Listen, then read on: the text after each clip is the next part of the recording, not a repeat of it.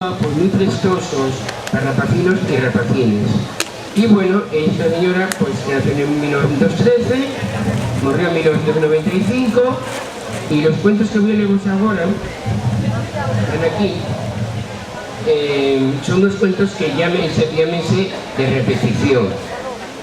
Y vais a permitirme que un poco de tiempo buscándolos porque tenía que haberlo marcado y no lo marqué.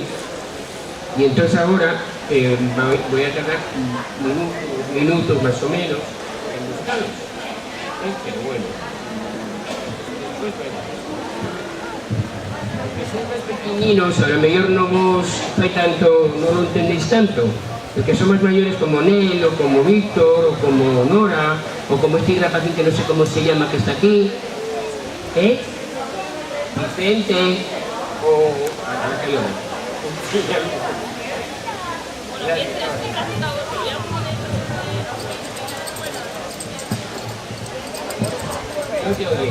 ella tanto quiere saber si hay algún rapacín o rapacina que no sea asturiano aquí. ¿Cómo te llames? ¿Y dónde es? Dile. Pero ¿y es asturiano? ¿Y que estamos preguntando quién no es asturiano o asturiana? Vicente, baja la mano. ¿No es asturiano? Sí. ¿Y por qué dices que no es asturiano? No, te preguntamos si algún rapacino o rapacina no es asturiano. Todos es asturiano. Bueno. ¿Gallega? Bueno, pero Ah, italiana. ¿Y tú capiscas? ¿Qué piccolo? Vale. Valiente.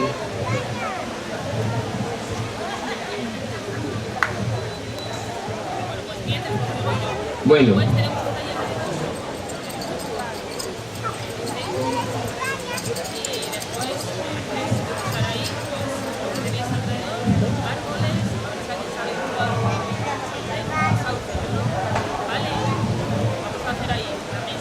A ver, voy a entrar más el cuento y el queso.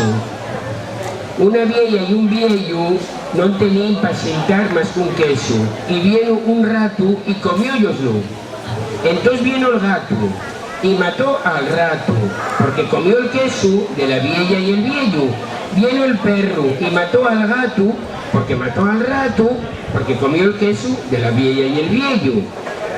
Vino el palo y mató al perro, porque mató al gato, porque mató al rato. A ver, porque comió el queso de la vieja y el viejo.